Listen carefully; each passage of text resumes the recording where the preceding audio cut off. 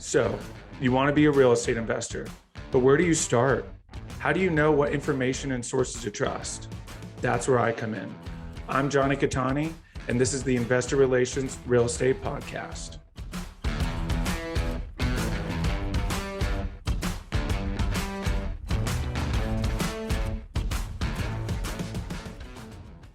Hey guys, real quick, before we start, go to investwithcattani.com and download my free ebook, Is Commercial Real Estate Recession Proof?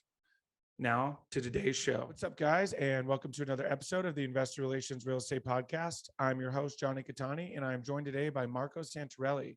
Marco is an investor, author, Inc. 1000 entrepreneur, and the founder of Norada Real Estate Investments, the largest nationwide provider of turnkey cash flow investment property. His mission is to help 1 million people create wealth and passive income and put them on the path to financial freedom. Marco, welcome. Jonathan, hey, it's an honor to be on your new show. Thank you very much. Absolutely. Super grateful you could join us. A lot of fun, a lot of stuff to get to today. But let's kind of start at the beginning, as I do with all of my guests. Really love to hear, kind of the story of how you got into all of this. How did I get into real estate? That goes back a long ways. Some people are surprised when I tell them I bought my first rental property when I was 18 years old. And I did. I started studying money and investing, business, entrepreneurship, all that stuff at an early age. Call me a geek, a nerd, whatever you want. But I just had an interest around the age of 13. And then I started reading books and whatnot that my parents had to literally drive me to a bookstore or order for me online because I didn't have a car at the time. But yeah, I just started studying investment real estate, and I knew that was the way to create wealth. So when I turned 18, I had enough saved as a down payment to acquire, and a job, to qualify for the income, to buy that first townhome unit. And the writing was on the wall. So that was the path I took. And yes, I did get my real estate license. Yes, I started selling real estate traditionally to homeowners, driving them in the back of my car at the time, but that wasn't the path I wanted to stay on. But then I really put the pedal to the metal in 2003 when real estate was hot everywhere. That was the beginning of a pretty big boom. And, this is not where I really started, but that's really where I went all in. And I acquired 84 doors, mostly single family homes, in a 9-month period.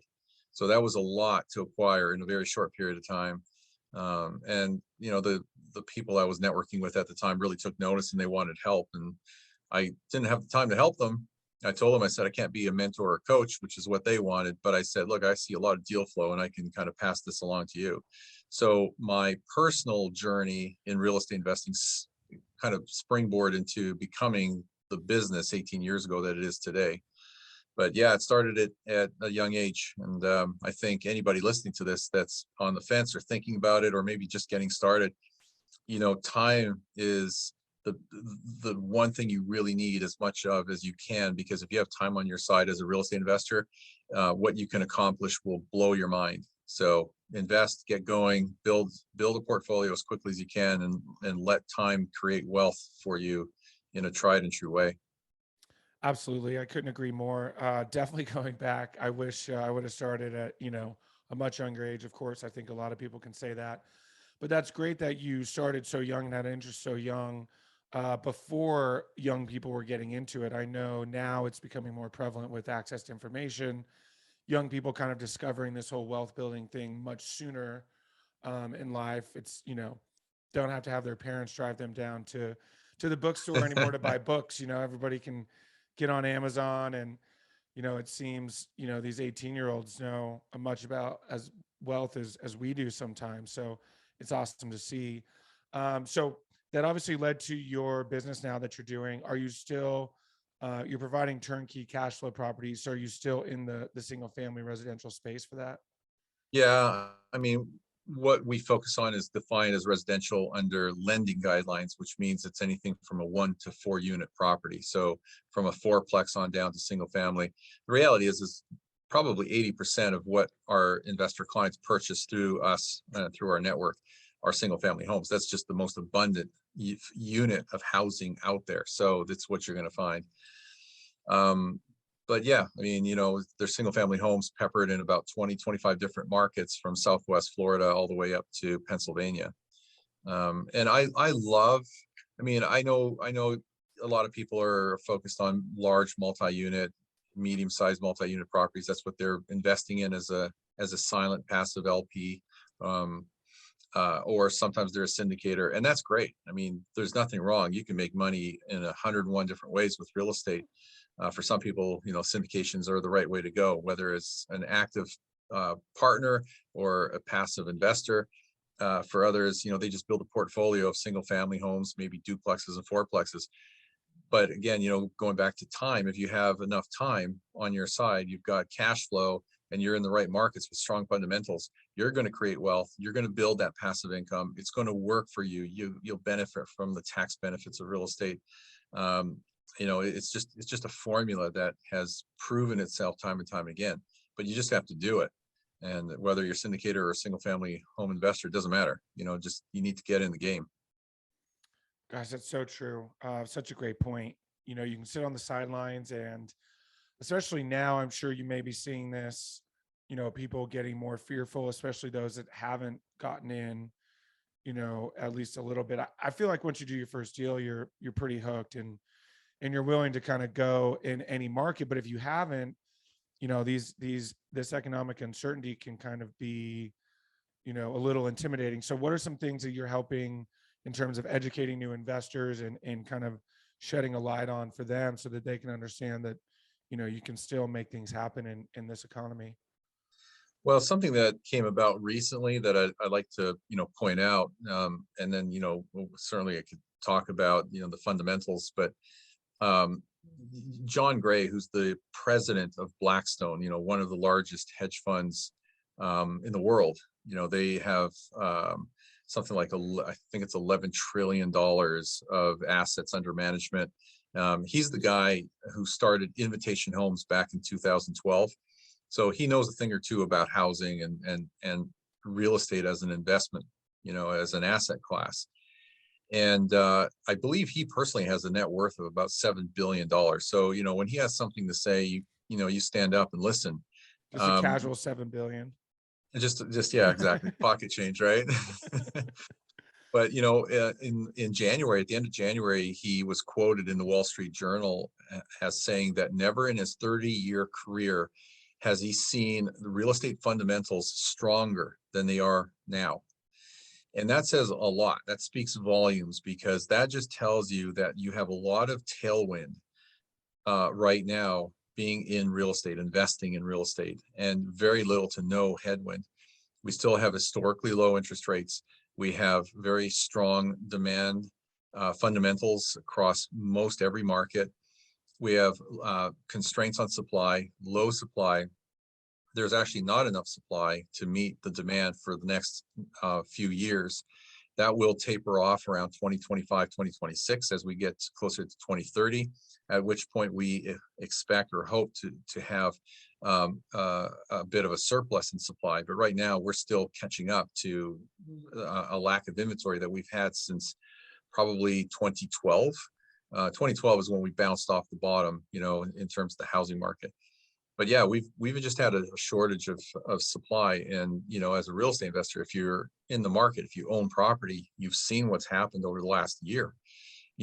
Nationwide, we've seen approximately, and I don't like using national numbers or averages because they don't necessarily apply to real estate at the local level, because all real estate is local. However, but if you do take national averages, we've seen a 20% year-over-year price appreciation in real estate, which is incredible. Florida is in the top 4 of those regions, and that was, I think that exceeded something like 26% year over year within the state of Florida. So we've seen tremendous gains. Now, we're not going to see the same thing happen this year or next year that we've seen in the last 1 to 2 years, but we're still going to see very strong, positive, single-digit appreciation in most markets. In fact, of all the markets we track, 82% of the markets are classified as either strong or very strong. There's very few that, in fact, out of 160 some markets, only 2 of them are considered kind of on the weak side. Everything else is either, just running normal or running hot. So anyway, I'm not sure where I was going with that, but fundamentals are strong.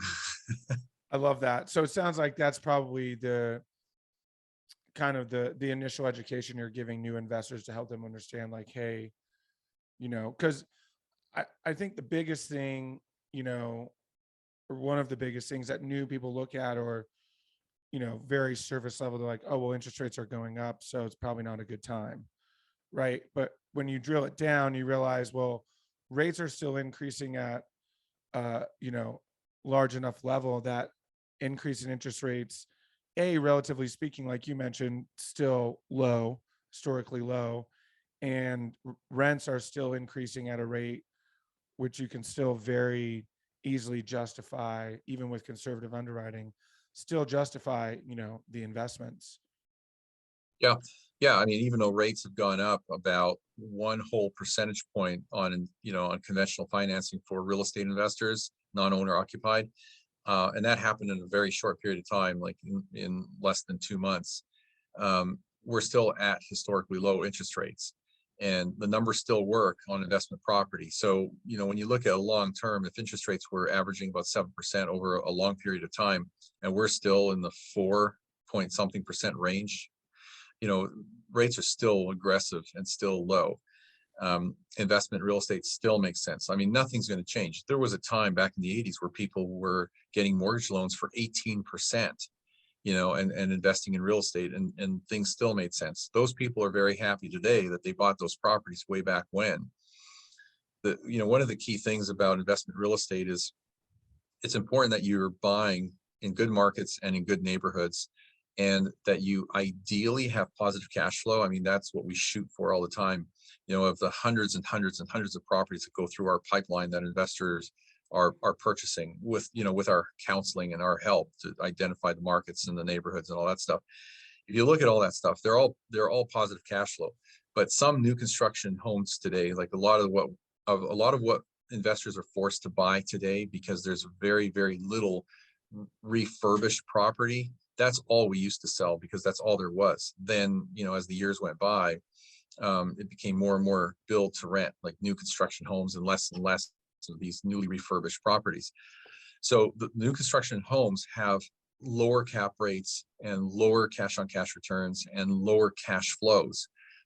In some cases, they have break even cash flow, but that's temporary. In the first 1, 2, 3 years, you're going to build up your monthly rental income. You'll raise rents because that's what's happening. You'll raise rents as the years go by, and then you will have positive cash flow. But what will happen in tandem with that is you'll see your equity grow, the equity in the property through appreciation and the amortization of the loan. So we're seeing more and more of that today. But it still makes sense no matter what, the interest rates are. The fundamentals are strong. Interest rates are still low. There's a lot of opportunity out there. Rents are rising. People's incomes are rising, regardless of what you hear in the media. They are rising because of inflation and the constraints in the labor shortage that we see. So employers are offering more. Starting rates are offering more. There are bonuses. People's incomes have increased. There was actually a study done not too long ago where they looked at new rental leases, the applications, and they compared the applicants' income compared to a year ago. And what they found is that new rental applications had an income increase of about, I think it was 13%. It was either 12 or 13% over the last year. So that's a pretty high increase in what we're seeing in disclosed income from a year ago to today. And what's interesting or coincidental is that is actually in lockstep or in line with what we've seen with rental rates in a lot of markets around the country. I'm not sure if that's an actual average, but we've seen rents go up 12 or 13% year over year. And that's similar to what we're seeing with these new tenant application forms coming in, where their incomes have increased about the same for the last 12 months. Yeah, that's a really, really great point. More and more people are starting to talk about that increase. Where do you fall on inflation? Do you think it's at that 8%, or do you think it's more like that 10 to 12%? Well, I've seen all kinds of numbers. I believe the real rate of inflation is at least 8%. It really depends on. I mean, the problem with looking at inflation is what are you measuring that inflation on? Is it a basket of goods, or is it on, something specific like healthcare or education or food or whatever it may be? I would not be surprised if the real rate of inflation was somewhere between 12 and 15% for most people, just based on what they're spending in terms of food, energy, housing, all that kind of stuff. But I don't think it's below 8% in terms of the real rate of inflation. So yeah, it's definitely up there, and it's not going away. It's still going to remain here for the foreseeable future. So you got to, make sure that you are protecting your investment capital and making the right investments to hedge against that inflation. Absolutely. Yeah, I couldn't agree more.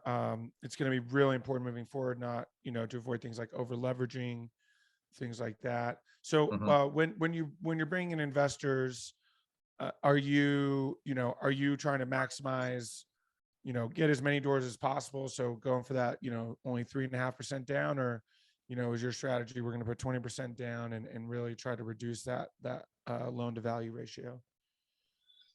Well, if you're going with conventional financing, I mean, you're not going after any kind of creative financing. If you're just doing conventional financing, you don't have a choice. It has to be 20% down. That is the minimum. And then it bumps up from 20 to 25% depending on how many properties you have. So if I'm talking to anybody, I would just say, look, unless you're buying a principal residence and you have access to specific first time homeowner financing, you're gonna need 20% down. So go with the 20% down. That's what you're gonna have to budget. So if you're buying $100,000 rental property, it's $20,000 plus closing costs. If it's a $250,000 property, it's $50,000 plus your closing costs. That's generally what you're looking at. And then of course, you run the numbers. You be a smart investor. You look at the actual numbers or the pro forma, if that's what you have, and verify the numbers and make sure that you've got a rate of return and you've got ideally positive cash flow. And again, like you're in a good market, good neighborhood with the right property, a good property. That's how I approach it all the time. But down payments, look, it's conventional financing is still historically cheap. We talked about that, 4 point something percent, generally speaking. And if you can lock that in for 30 years and let inflation eat away at that loan, you're getting an unrealized rate of return just on that alone, let alone the cash flow or appreciation or amortization of the loan. It's just the fact that inflation is your friend. In that case, you're getting a rate of return just from the debasement of that loan that you have. That's why those 30-year fixed rate mortgages are fantastic. Yeah, absolutely. It's, if you actually do the math and work it all out, you start to realize that, while you're, obviously in the beginning paying more towards interest and less towards principal, as that breaks down over time with inflation, of course, it's, but you start to see that you're really paying so much less and less and less and less, and it's actually on your side in terms of the inflation. Yeah. Yeah. Yeah. I mean, real estate's a beautiful thing. You get income, you get tax benefits, you get amortization, appreciation, and the ability to leverage up to 5 to 1 on your investment dollar.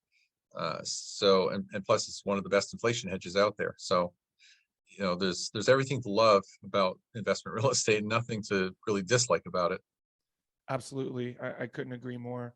And you kind of mentioned earlier, on the residential side of things, single family cash flow, even on the commercial side, it's dwindling a bit. You're having to get creative here and there. But what are some markets you're really bullish on, still keeping an eye on, that you can still find that cash flow? Well, there are markets peppered literally all over the country, but the majority of them are east of the Rockies. Let's just call it flyover country, or the Midwest, and then many areas in the Northeast, many areas in the South and Southeast. A lot of investors are focused on the southern states right now, from Texas to Florida.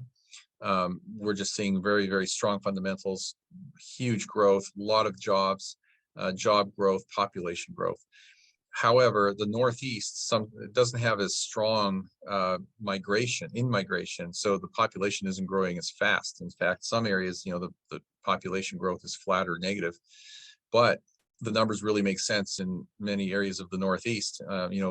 We're in several markets within Pennsylvania, for example, the greater regions around Baltimore. We have a lot of inventory there. The suburbs of Chicago, not in Chicago, places in Indiana, those markets have not appreciated as strongly, but rents are very strong. So the rent to price ratios are high. And so you have good cash flow, good cash on cash returns, and of course, good cap rates, because that plays into both of those. But so those are the markets that are more linear in nature. They're more cash flow based. So if you're a cash flow investor and you're looking for that higher upfront return, the immediate return, that's where, we would place you. Those are markets we would recommend. But if you are in growth mode, you're building a portfolio, you want to maximize your appreciation potential, then it would be the southern states, places like Florida, the Carolinas, Tennessee, Texas, of course. So those are the areas that are more appreciation plays. They're growth markets. So those are the two worlds that we live in. Then, markets are also transitioning sometimes from cash flow to growth. And, we refer to those as hybrid market. Awesome. Yeah, I couldn't agree more. I hear a lot of operators, and I typically am talking to more on the commercial side, or, whatever you want to call it, just a large multifamily, that kind of asset. And same thing, right? Those places are taking off like crazy. Again, like you mentioned, population growth is a huge one. The jobs, the infrastructure that these cities are putting in place to really sustain that growth.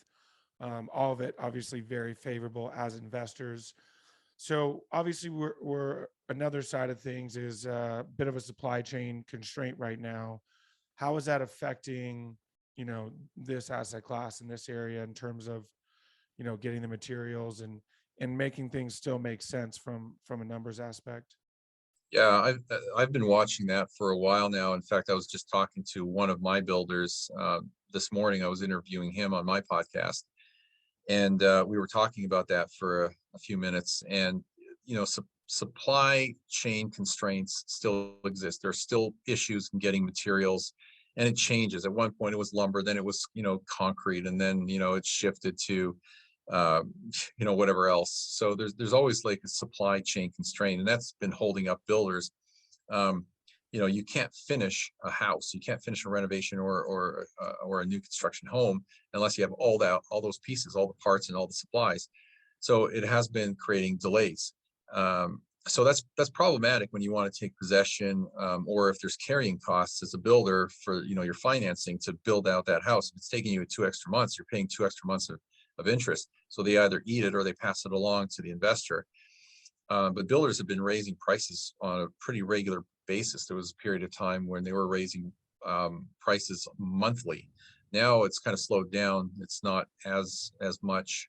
Maybe it's quarterly, but it's still affecting builders. It's still affecting the supply side of the equation, because we're not getting as much supply as we need out there as quick enough. But the flip side of that is this: if you're an investor and you have contracted one or more of these new construction homes, which is predominantly what we're doing right now, almost everything we're selling, probably 80-90% are new construction. The benefit to you is that you're taking possession, later in time. It could be 1, 2, 3 more months, if not more, down the road. And what you're seeing is when you take possession, you have that much more equity because of the market prices going up, or the appreciation in that market, taking the market value of that property up higher. So you're actually further ahead as an investor if you're already invested and have something under contract. So anyway, it's a good thing. I guess it's a good thing on one side, but the supply chain issue is still an issue, and it's not just in housing. It's not just real estate. It's peppered all over. Even the auto industry has issues getting integrated circuits, the chips for their computers to complete the car. So it's a problem. Yeah, absolutely. You made a lot of good points there. Currently working on I'm working on a development self-storage deal here in Utah. I've talked about it on a few episodes, but we finally, I think, found a good contractor that we want to work with, and he's offering to let us make a down payment right now on the supplies Mhm. and lock in the price because it's going to go up. So it's different things like that, having to get creative, having to find ways, maybe some max price clauses, different things like that to ensure that, because it's hard to kind of underwrite some of these things because I think last month lumber went down, but now it said it's going to go back up. So you have these variations that can be hard to, kind of work with. Yeah, for sure. Well, we just have to live with it. The thing is there's nothing you or I can do about it at this point in time to change it. So we just have to deal with it. But, you got to continue to look at the backdrop. The backdrop is that supply in housing is tight. Demand is strong. It's continuing to increase. Interest rates are still low. And although we might see a short-term slowdown in housing purchases, contracts, and sales, we're still going to see a very strong, healthy housing market for this year and into next year. And here's another thing too. If you look at the month's supply in housing right now around the country, the average is under 1 month's supply. As of last month, it was 0.8 months of supply on average, which is very, very low. That's considered a very strong seller's market. So, if even if that was to double, now we're still under 2 months of supply. We're still in a seller's market. It's still a strong market for for sales and for builders and people providing inventory. So that's going to change, but not all that quick. So we're still in a very bullish market. Absolutely. Yeah, absolutely. I could not agree more. Are you seeing any legislation like on the city level? I know you're in a lot of markets, involved in probably a lot of market study. Are you seeing anything where they're trying to reduce investors and actually, set up actual home buyers or anything like interesting or weird like that? No, not really. I haven't seen or heard anything like that. I don't know if that would be even a smart thing to do. It's so there are so many people coming into the rental market that just can't, either don't want to buy their own property, their own single family home, or they can't afford it, or maybe they don't qualify. So to put constraints on rental inventory would be a dumb thing politically. Agreed. Absolutely agree. But of course, we all know politicians don't always make the wisest decisions. So, for sure. And I was just mostly curious because there are some different kind of red tape and things they're doing, more on the commercial side of things to kind of, not always wanting multifamily in their city, so trying to stop them from being zoned for large multifamily and more for like Right. housing developments, build to rent, that kind of thing. So I was just curious if there was anything kind of on the other Yeah, side I haven't as seen well. anything or heard of anything, at least not yet. Awesome. Well, that's good to know. So, real quick, let's kind of get to, kind of the idea behind Norada. So, do you guys work with developers in these different markets, develop and then bring in investors to buy the developments? Is it, are you rehabbing already built houses? Kind of what's the whole strategy you guys have? So if you were to ask me this question 7, 8 years ago, I'd say the majority of our inventory, that which our investor clients are purchasing as investment property, rentals that are under management, etc. I'd say the majority of that was newly refurbished, like was once like on market or off market or distressed inventory that's been turned into like new, fully refurbished. Today, that's flipped around. Less than 20, maybe less than 10% of what our clients, like investors, are purchasing with our help through our network is refurbished. The rest of it is all new construction. That's just kind of the time that we're in, the market situation that we're in. And the bulk of that, 80% of that, are single family homes. The other 20% are made up of duplexes, triplexes, fourplexes. Again, all new construction. You're not going to find much of that out there today, as like as is inventory or anything that's on market. But you know, we have many relationships with with developers and new home builders around the country, and they provide us that inventory. So you know, our pipeline is always full, even though demand is really strong and these properties sell relatively quickly. That's not that's not an area of concern, because everybody's going to have whatever they need eventually. It could be, you know, it could be a 2-3 week wait before you see what what you want. But that inventory is out there. It's in the pipeline. We get it ultimately, whether it's today, tomorrow, or in 3 weeks. But again, it's new construction, predominantly single family homes, 3-bedroom, 4-bedroom homes, usually in B plus and A quality neighborhoods, areas. And I don't know if I answered your question. No, absolutely. Yeah, it was purely, kind of give a shameless plug as to what you guys Oh, can offer your investors and different things like that. Because oh yeah. Okay. I appreciate so that. yeah, because you mentioned turnkey, which obviously for busy professionals, different things like that, that's going to be your ideal, right? Of course, if you fix and flip, obviously you're not really going for new construction, but turnkey.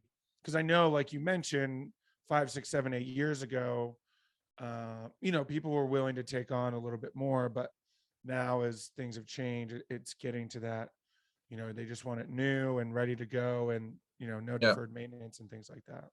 Yeah, and that's the whole idea with turnkey investments and turnkey real estate investing is the way I define it is there are properties that are in good markets, good neighborhoods. The properties are new or like new. They are professionally managed by full service property management. They're cash flow positive from day one. And we can provide you the financing needed and everything else you could possibly think, from soup to nuts. I mean, I hate the phrase one-stop shop, but we are a one-stop shop for everything. So and to kind of tie a bow on that whole thing, you get all the education and counseling and everything we just talked about at no cost. We don't charge at anything for our services.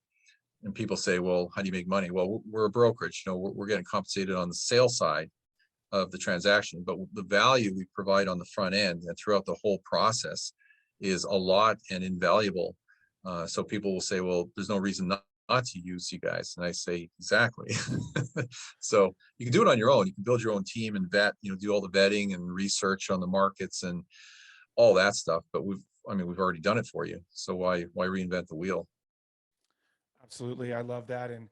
And I was actually having this conversation over the weekend with a good friend, and just explaining that, my business model is very similar in the sense that, so many busy professionals don't have time to vet sponsors and understand a deal and verify the underwriting. And I do, that's my job. So that by the time I show you a deal, it's been through that process.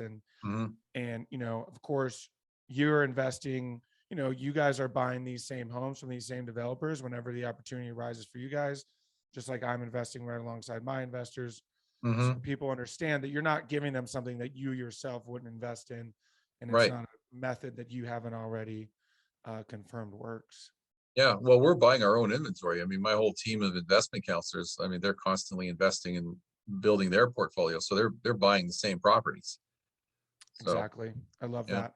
Yeah. Awesome. So we're nearing the end here. We're on to the final 5, which is my 5 ending questions for all of my guests. First question is, what's the best advice you've gotten from a mentor? Oh, wow. That I've never been asked that question. Best advice I've been given by a mentor. Does it have to be real estate related? No. Well, this can be real estate related. It can play into whatever you want to shape your life to be. But I've heard it said multiple times, but I know the person who's told me this more than once, and that is, be the person you want to become. Love that. So Yeah. true. Yeah. I think that's pretty powerful, regardless of what you want to do. Could not agree more. What is it about your career that makes you feel like you're fulfilling your why? We're helping people literally every day to build their financial future, to shape it in a positive way. And investment real estate is something that, I and many people believe in very strongly. And so for us to be able to provide education and value and counseling and help them build a real estate portfolio so they can create wealth and passive income so for themselves, their family, and their heirs, is fulfilling. And I get emails all the time saying, hey, you've changed my life. Thank you for your help. Keep doing what you're doing. Don't stop doing the podcast, all that kind of stuff. So that positive feedback is like, it's rewarding. It makes you feel like you're doing something good for the world.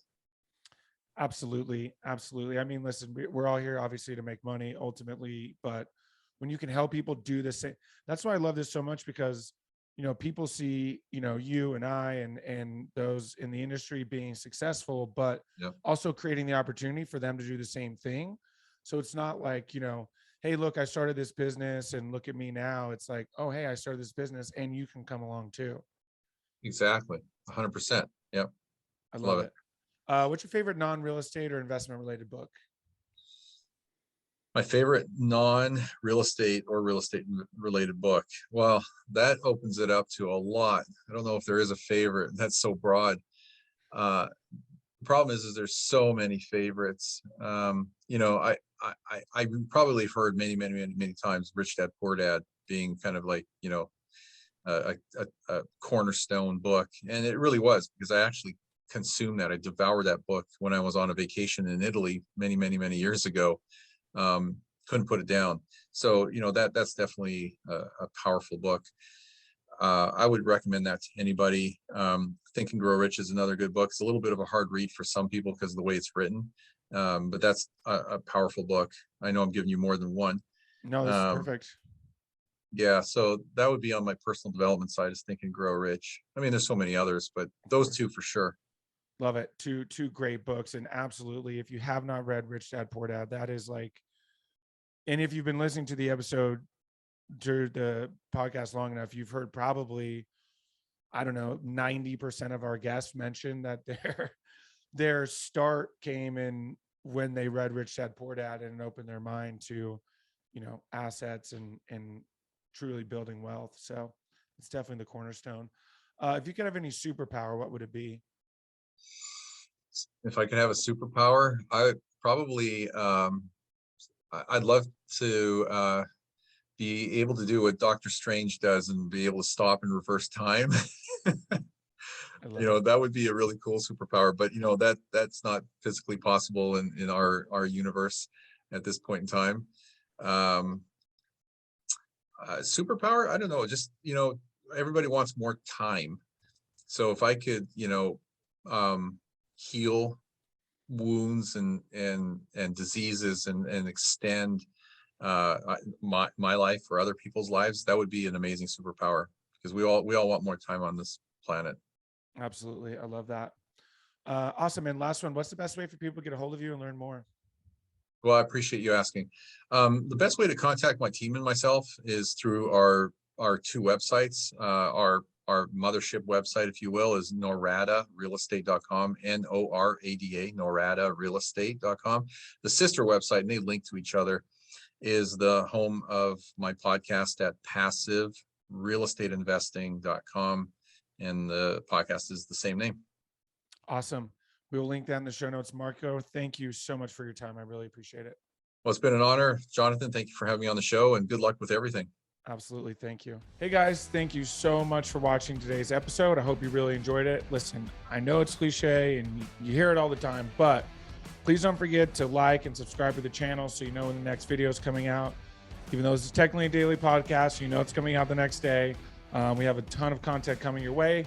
So please like and subscribe. It helps a ton. Leave comments. Would love to know what you guys think. And we will see you on the next one. Thanks so much.